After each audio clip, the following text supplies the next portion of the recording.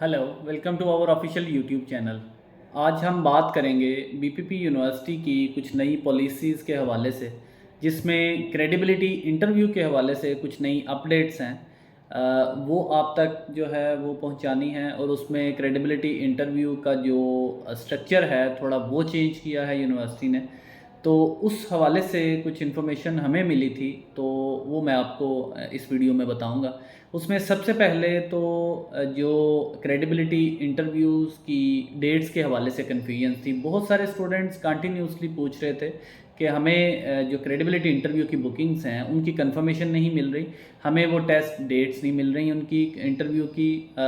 हमारे एजेंट्स ने या हमने खुद कोई मंथ हो गया है हमें अप्लाई किए हुए, और हमें अभी तक कोई कंफर्मेशन नहीं है कि हमारा जो इंटरव्यू है क्रेडिबिलिटी वो कब होगा। और नेक्स्ट जो इनटेक्स हैं वो भी चूँकि इतनी स्पीड से चल रही होती हैं कि स्टूडेंट्स जो हैं वो परेशान हो जाते हैं। जो क्रेडिबिलिटी इंटरव्यू की स्लॉट्स थी वो मैंने पहले भी आपको बताया था कि वो बहुत सारी जो हैं वो लिमिटेड हैं due to large number of application. बहुत सारे स्टूडेंट्स ने अप्लाई कर लिया हुआ है, और उसकी वजह से क्रेडिबिलिटी इंटरव्यू की डेट्स किसी भी यूनिवर्सिटी को चाहे वो हों वो काफ़ी मुश्किल से मिल रही हैं अब।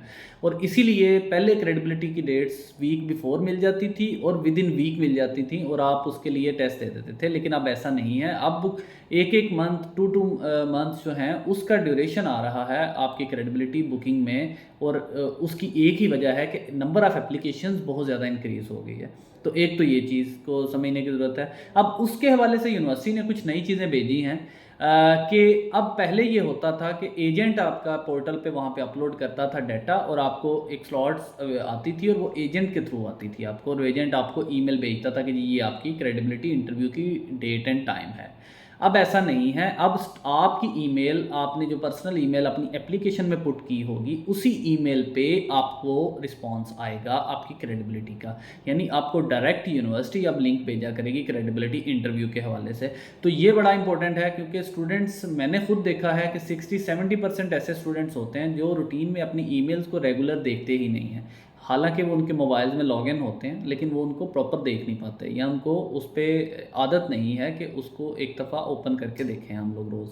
तो ये एक चीज़ बड़ी क्लियर कर लें। वो स्टूडेंट्स जिन्होंने बीपीपी के लिए अप्लाई किया हुआ है क्रेडिबिलिटी इंटरव्यू की डेट्स के लिए, वो अपनी ईमेल को रिकमेंडेड ये है कि दिन में 12 से 1 बजे एक दफ़ा, और रात को 9 से 10 बजे के दरमियान एक दफ़ा रेगुलर अपनी ईमेल को रिफ़्रेश करें, जंक ईमेल, स्पैम ईमेल को चेक करें और देखें कोई ईमेल तो नहीं रिसीव हुई।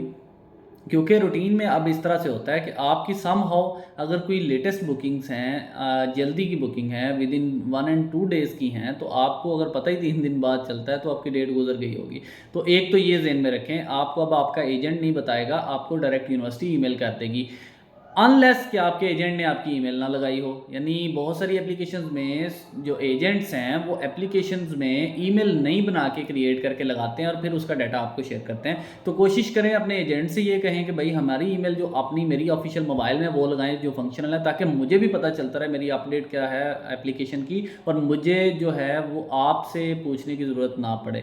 हाँ, आप उससे कंसल्ट करें, एजेंट से डिस्कस करें कोई भी चीज़ को, ताकि आपकी कोई प्रॉब्लम ना हो, कोई गलती ना हो। लेकिन आप अपनी डायरेक्ट ईमेल उसमें पुट करवाएं अपनी एप्लीकेशन में। जब आप वेरी फर्स्ट जाते हैं अपने एजेंट के पास कि जी मेरी एप्लीकेशन बीपीपी में डाल दें, तो आप उनको कहें कि मेरी ये वाली ईमेल जो है वो एप्लीकेशन में डालिएगा, इसके अलावा ना कोई डालिएगा। तो वो आपकी ईमेल डाल देगा, और जैसे ही फिर आपको इन्फॉर्मेशन आती है तो देन आप उसको बता देते हैं कि मुझे ये ईमेल आई है, मुझे इसका क्या रिस्पॉन्स करना है, तो इस हिसाब से गाइड कर सकते हैं।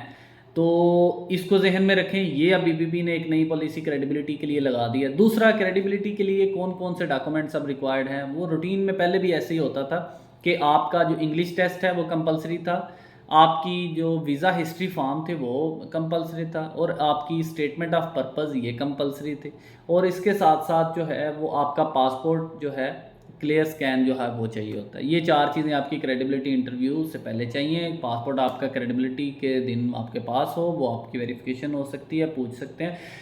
और क्रेडिबिलिटी इंटरव्यू रूटीन में पहले जर्नल कोई ऐसा सेक्शन वाइज नहीं था, लेकिन अब उसको 2 पार्ट्स में, सेक्शन 1 एंड सेक्शन 2 में डिवाइड कर दिया गया है। सेक्शन 1 में पर्टिकुलरली आपकी एसओपीज़ के रिलेटेड, एसओपी में जो आपने प्रोवाइड किया है उसके अगेंस्ट आपसे इंफॉर्मेशन, आपसे क्वेश्चन आंसर होंगे, और वो आपको चेक करेंगे कि एसओपी आपने खुद ही लिखी है, कहीं से कॉपी पेस्ट तो नहीं की, ये आपके अपने वर्ड्स हैं। तो एक तो एसओपी को बेहतर लिखें, एसओपी आपको पता हो कि आपने किस पार्ट में क्या लिखा हुआ है, ये आपको आइडिया होना चाहिए। एक तो इस तरह की क्वेश्चनिंग होगी। दूसरा आपकी जर्नल क्वेश्चनिंग है, उसमें बीपीपी रैंडम कुछ क्वेश्चंस करती है, कुछ हो सकता है प्रीवियस पार्ट के रिलेटेड हो, कुछ जर्नल क्वेश्चंस हो, जिसमें जैसा कि आपकी जो फंडिंग्स के हवाले से, आपकी अकामोडेशंस के हवाले से, मंथली एक्सपेंस के हवाले से, इस तरह की कुछ क्वेश्चनिंग हो सकती है। आपका जो है वो बैकग्राउंड के हवाले से, प्रीवियस डिग्री के हवाले से, तो कुछ चीज़ें इस तरह की वो पूछ सकते हैं। लेकिन रूटीन में क्रेडिबिलिटी इंटरव्यू के वही क्वेश्चन आंसर्स होते हैं, वही फॉर्मेट होता है। इस पर ऑलरेडी मैंने डिटेल वीडियो बनाई हुई है, तो आप उसको चेक कर सकते हैं जाके। तो ये बीपीपी यूनिवर्सिटी की कुछ चीज़ें थी जिसको अभी उन्होंने स्क्रूटनाइज किया है, कुछ उस पर कुछ अपडेट्स लेके आए हैं, अमेंडमेंट्स लेके आए हैं। तो आप अब इन चीज़ों के अकॉर्डिंगली अगर आप बीपीपी में एप्लीकेशन इन की हुई है आपने, तो आप इस हवाले से अपना डाटा अपडेट करें और आप अपने एजेंट से कांटेक्ट करें। और अगर आपकी ईमेल डायरेक्ट है तो आप अपनी ईमेल्स को चेक करें क्रेडिबिलिटी इंटरव्यू के लिए, ताकि आपका जो है वो टाइम भी वेस्ट ना हो और कोई किसी किस्म का इशू ना हो। Thank you so much.